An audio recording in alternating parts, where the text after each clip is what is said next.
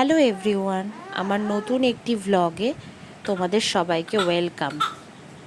চোখ মুখ দেখেই বুঝতে পারছো যে কালকে না সারা রাত একদমই ঘুম হয়নি।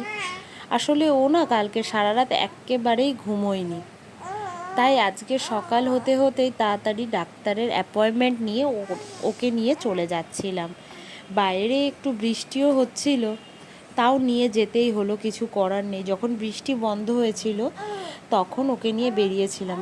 খুবই টেনশানে ছিলাম যে কেন এরকম সারা রাত ও না ঘুমিয়ে রয়েছে।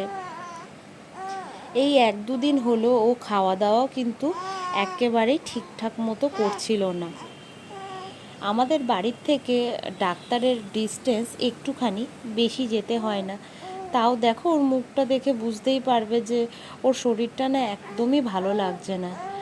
আর আমরা যেহেতু একটু লেট করে বেরিয়েছিলাম, তো ডাক্তারের ওখানে গিয়েও কিন্তু বেশ অনেকক্ষণ আমাদের ওয়েট করতে হয়েছিল।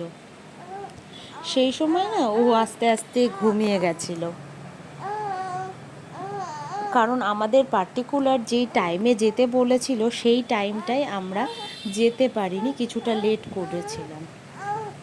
এখানে ও একটু পাপার সাথে খেলা করছিল আর তারপরে আস্তে আস্তে পুরোপুরি ঘুমিয়ে পড়েছিল। দেন অনেকক্ষণ ওয়েট করার পরে ফাইনালি আমাদের ডাক্তারের সাথে মিট করা হয়। ডাক্তার ওকে ফুল বডি চেক আপ করে আর ভালো করে দেখে। দেন ফাইনালি সব কিছু হয়ে যাওয়ার পরে আবার আমরা বাড়ি চলে আসি। তারপরে ওকে ওখানেই একটুখানি দুধ খাইয়ে নিয়েছিলাম। আসার সময়ও সেই একই অবস্থা, খুব বৃষ্টি হচ্ছিল, বাট আসার সময় টেনশানটা অনেকটাই কমেছিল। আসলে সেরকম কোনো সমস্যা ওর হচ্ছিল না। আসলে কদিন ধরে না ওর ওয়েদার চেঞ্জের জন্যই মেনলি শরীরটা একটু খারাপ ছিল। আসার সময় ও একই রকমের পাপার কোলে টোটোতে বসে চলে আসছিল।